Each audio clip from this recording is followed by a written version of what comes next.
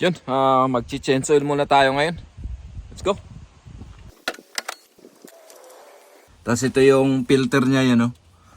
Dito. Yan. Bubuksan na natin to. Siguro mga 1 oras, maganda yun. Kung hindi nyo naman ginagamit yung sakyan nyo, mga 1 oras.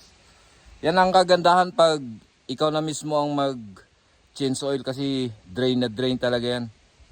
Sa mga shop, saglit lang yan. Para lang kayong nag-drive-thru niyan. So pag ikaw na mismo ang mag-change oil, mas maganda drain na drain. 1 hour later. Ito yung gamit ko. SE5W30. Saka ito yung filter niya. Sa oil filter.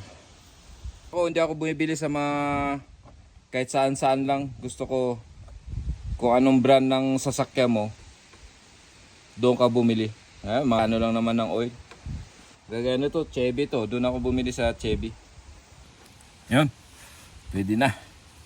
So, lalagyan natin to ng oil. Tapos ilagay natin tong filter nya.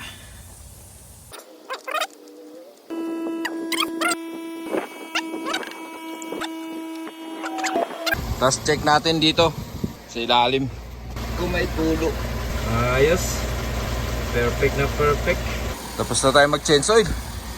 So hanggang dito na lang. See you again my next vlog. Thank you.